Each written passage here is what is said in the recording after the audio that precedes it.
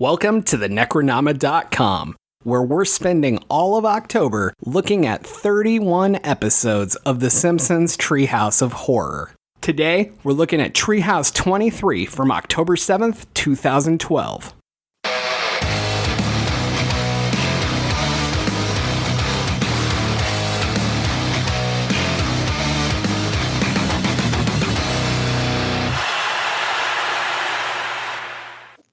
I am James Sabata.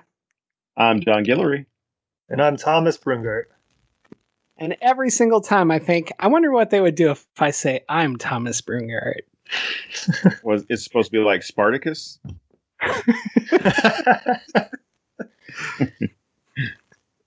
So, yeah, we're here. There was a day delay since we talked about the 21st episode, and now we're here with the 23rd. And if you haven't listened to the 22nd and you came here by accident, good work. I'm proud of you. I don't know that today is any better. When I write my notes for these, I always put the title, Treehouse of Horror, in this case 23, and then I do all my notes below it. But this is the first time I've written something next to the 23, and I just wrote the word bad. And I'm not quite sure why. That's just how I felt in the moment. I actually like the opening sequence in this one, it seems unusual for me. I don't remember the last opening sequence I liked. Maybe when the Universal monsters went to the party at Homer's house.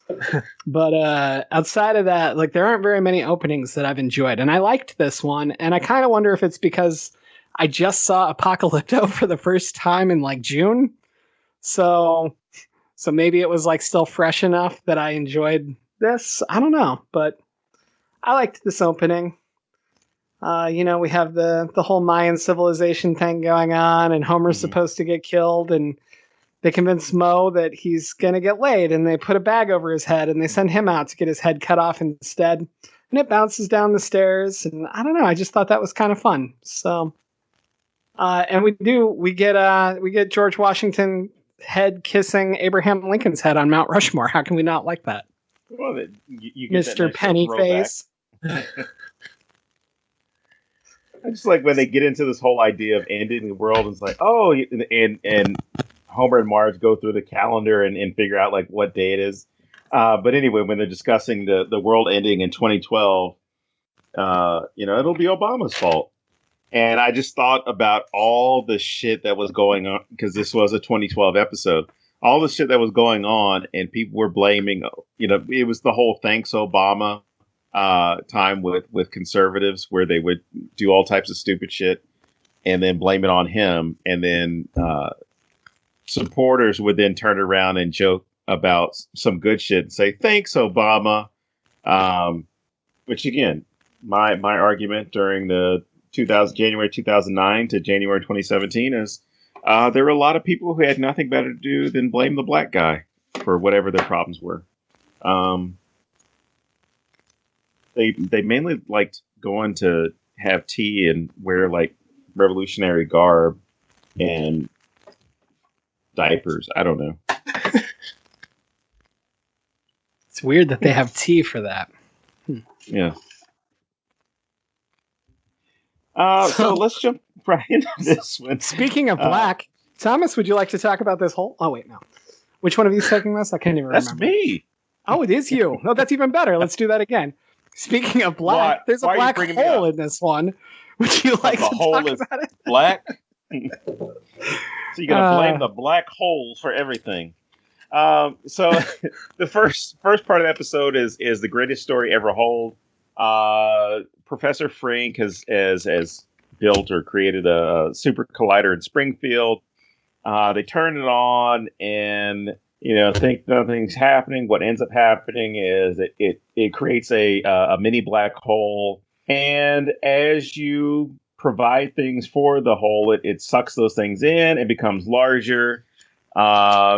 Eventually, it gets so large that it destroys Springfield and becomes satiated when it grabs Maggie's pacifier.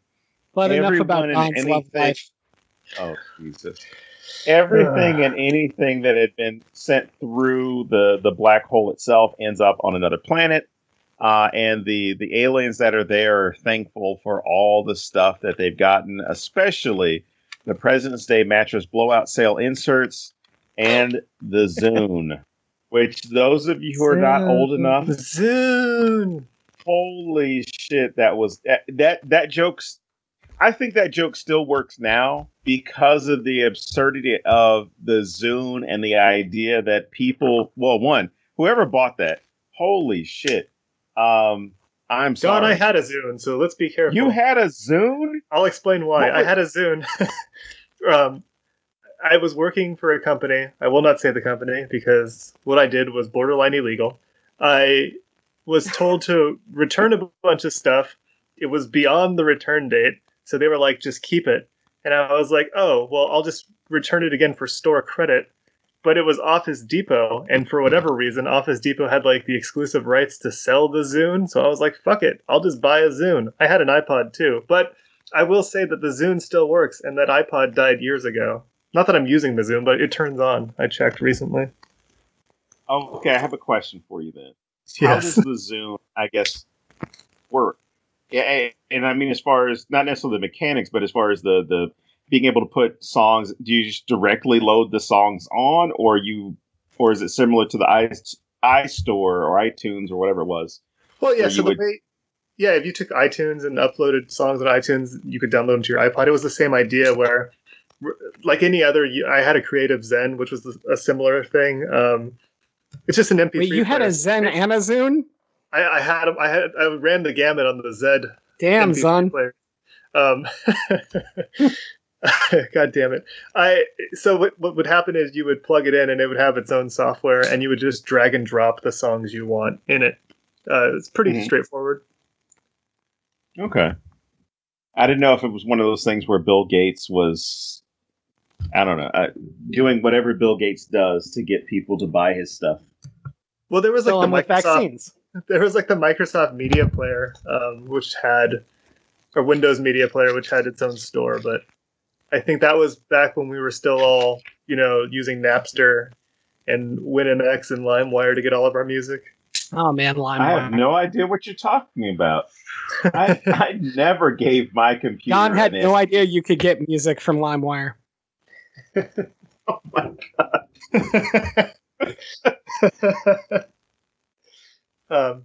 Anyway, yeah, I really like kicked off my own show. I like the Zune bit.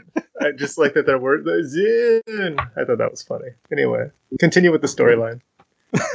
Oh no, that's it as far as the summary. But there's really not much that I had on this one.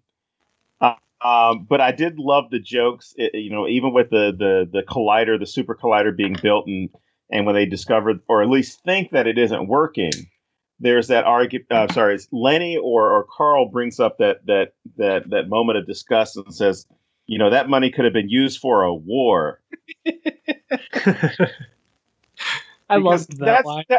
That's how fucking short-sighted people are. And I'm going to pick on us. That's how short-sighted people are in America. Like, if it's not used, if they can't see the immediate function of something, it's like, oh, this is a waste of money. Fuck all these schools and hospitals and shit that we need. You know what we need to do? We need to put more money into defense contractors. Like, well, it's $700 billion for the military every year. Fuck that. We need to give them $800 billion. They need more. Support the troops. Meanwhile, NASA's over there asking for cans of tuna, and people think that that's too much. You can't even use that in space. It's a terrible idea. All those little jagged edges on the tuna. Anyway, I really like this one. I don't know why I like it so much. I feel like this idea was done already.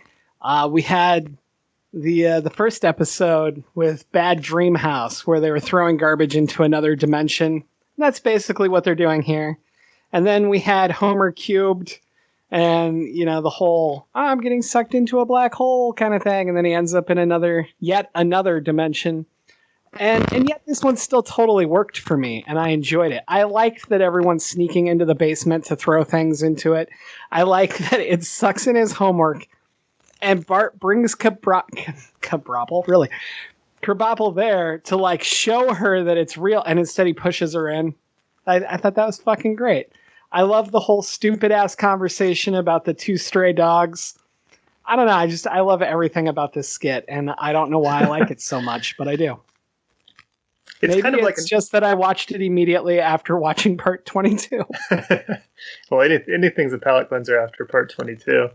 I think it's an interesting. It's kind of like an allegory for America just sending all of our shit to like third world countries, and then those people appreciate it and they use it, kind of the way the aliens appreciate the Zune.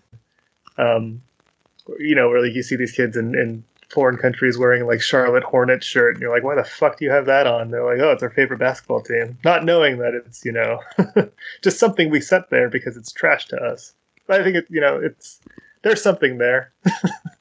I like that it kind of makes fun of that, because you do get to see the aliens doing this thing that you hate is so fantastic, and but they don't know that they hate it. But yeah, I thought that part was really well done and really relevant and never changes relevancy. Like, I think that'll still be funny 50 years from now. Their like favorite magazine was Furniture Store Insert. Yeah. I like that. It's a good gag. And what would either one of you throw in there into the black hole? Donald Trump. Whatever piece of shit I could find. Well, I don't think the aliens are going to value him either. I mean, it has to be something that let's just say something that you don't value personally that someone else might. Oh, family.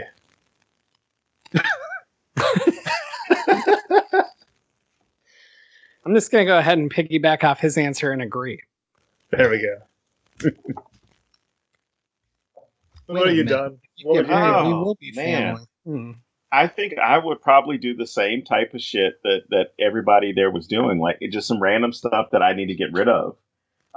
Because let's be honest, isn't that what a lot of people do with Goodwill anyway? Oh, absolutely. I mean, even nonprofits get so much absolute shit. You got to go there after hours so they can't say no. You got to just leave it. I think that's like what most of us do. A donate and dash? Is that what that is? Yeah, it's a donate and dash. But wow. you got a point about waste, because it is expensive to throw things away. Oh yeah. Man. But if you had a black hole, you could like do waste removal and make a ton of money. Yeah. You'd have no overhead. You just bring the black hole with you and people just throw their shit in there. Not to talk about hoarders again, but man, what a blessing that would be to some people. And that's what Homer he said, he's talking about how it's his idea to make some money. Yeah, you're right. It was Simpsons already did it. I feel like mine would start out like being good. Like it'd be like, oh, I don't know what to do with this table that's been in my garage forever, and I would get rid of that. And then it would just become anything that was in my way. Be like, oh, left your Legos out, huh, kid? Too bad, and it would just be nonstop, and I would get carried away with it. I could see that happening. Either that or else I would just jump in to see where it goes. Oh, well, just watch the movie Interstellar. I can't. I threw my copy into the black hole. I wonder what Neil deGrasse Tyson would have to say about this, because, man, he loves correcting people about black holes. That didn't have to lead anywhere. I was just saying. Speaking of inappropriate jokes on my mind, did you guys see this Unnormal Activity skit? I thought, okay, are you doing? Just go ahead, talk about it. I can't leave that black holes comment in there. All right, let's see here. So the second one is called Unnormal Activity. It's clearly a Paranormal Activity spoof, if you will. That's what it was. Couldn't put my finger on it. I'm kidding. You keep going. Cinnamon. So, basically, Homer sets up these cameras to see what's haunting them, and it turns out that it's Moe as a demon. And Marge made a deal with him long ago to save her sisters, and in exchange, he's basically come to collect Maggie now because he's coming for the favorite child. Right. And I love that Lisa's like, wait, I'm the favorite child. Wait, no, I'm not. You know, like, I love that part. That would be my middle son right there. And then Homer basically manages to convince the demon to get rid of that deal and instead take him up on engaging in a three-way sex binge with another demon. And then they're in bed. They make the safe word cinnamon, and Homer throws his robe over the camera, which I don't understand. He's purposely videoing this. And the demons immediately start yelling cinnamon, and apparently I'm supposed to think that's fucking hilarious. There you go. Yeah, that covers Hard it. to think of cinnamon after this. I was so checked out by that point, like I didn't even know what they were talking about. I really didn't care for this one. I think that you could have done a lot of cool things with Paranormal Activity and made it interesting, and you could have even had a hilarious payoff. And the route they went instead, I didn't mind so much with the Moe demon, but then when it got into the threesome and shit, I was just like, what the fuck are we watching here? You know? This is just porn. another one that I feel just really like fell apart. It reminds me like when a movie has like 6 writers credited. That's how I feel about this. I feel like there's really strong parts and then things that seem like nobody read the other pages of the script. Sometimes I feel like they're making these jokes because they can. They're like, let's see what we can get away with. And rather than have it fit the story or be meaningful in any way, it's just like, haha, look what we got away with.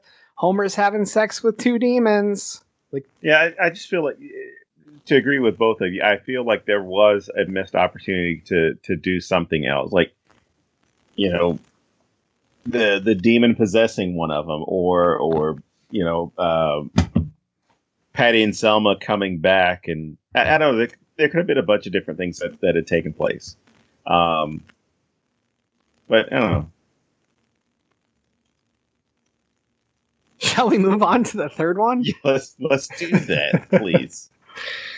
Yeah, the third one, it's called Bart and Homer's Excellent Adventure, although it has nothing to do with Bill and Ted. It should have been called Bart to the Future because it's a Back to the Future spoof where Bart goes back to 1974 to buy a comic book at list price because he doesn't understand collectible values and ends up running into his parents and breaking them up because the vision of his life is better if Homer and Marge don't get married, and his dad is Artie Ziff. I like that Artie Ziff makes a return. Yeah. And now he's Barty Ziff. Yes. But 1974 Homer travels forward in time and is spying on Marge, and then he runs into modern day Homer, who is, for whatever reason, pining after Marge still after how many years? 40-something years. And they come up with a plan to win her back that involves Homer's throughout history, which I guess is the other which is the Bill and Ted reference in this, I guess.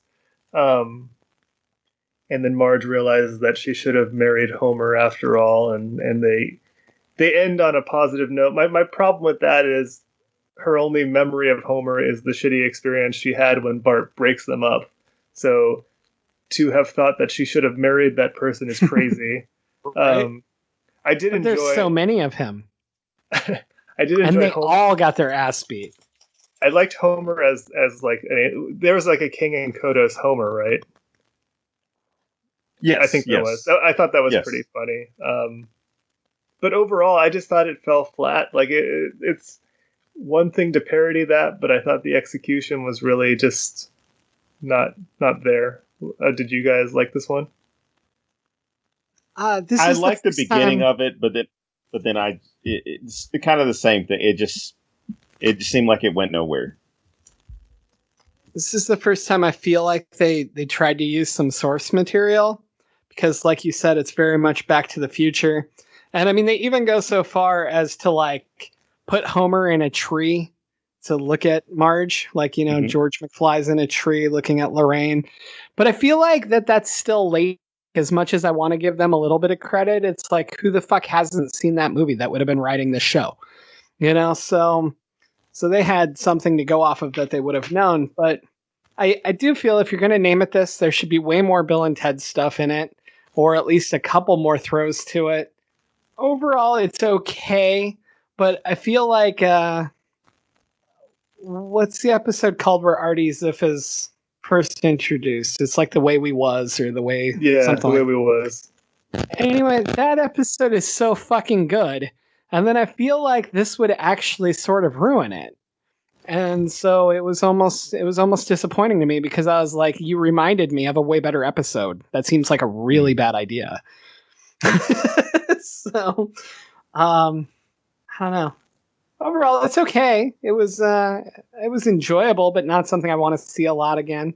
I did like that Professor Fink was the Doc McBrown type, and a couple little things like that. I liked that Nelson was like the punching bag for Bart, but again, that's a very Back to the Future thing, right? It's his bully who now works for him, so he's Biff, you know? Like, I don't know. There was nothing new here. That's what I'm trying to say. Yeah. I did absolutely love the fight sequence, though. And I loved that Artie and Barty just beat the shit out of all the Homers. I thought that was fantastic. And then Marge just feels bad for them. So, you know. All right, I got a question for both of you on this one. And of course, it is related to time travel, because this is a time travel sketch. What would you warn yourself of, if not to break anything, break anything up with respect to the parents, like Bart does here, but what would you warn yourself or even your parents about, given the opportunity? That's so easy for me. Thomas, do you want to go first, or do you want me to take this? I would tell future Thomas not to do 31 episodes of this podcast about the Simpsons Treehouse of Horror. That's really close to mine. Mine ahead. involves October 22nd. And, yeah.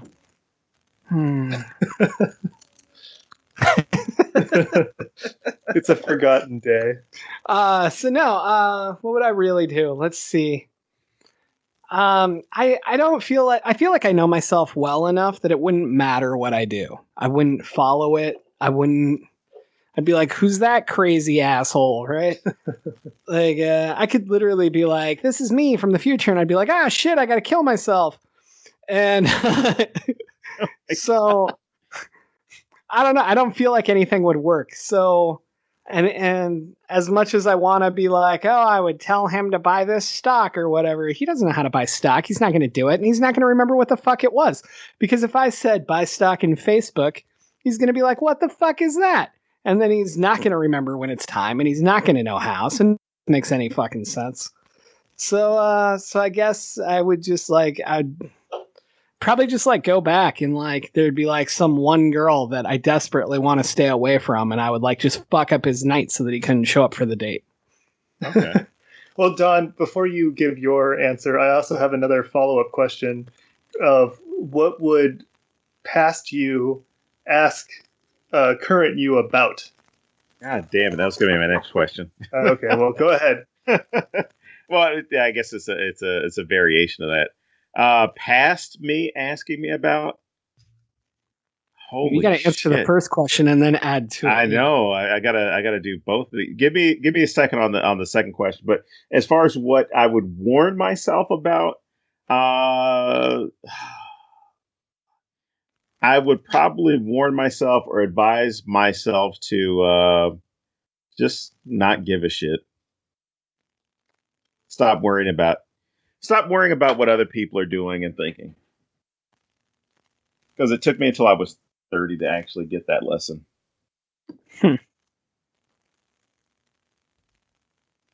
Either that or don't bleach your hair blonde in sophomore year of college. Wow. So Yeah, I mean, would past there you are no ask pictures, future so you, good luck.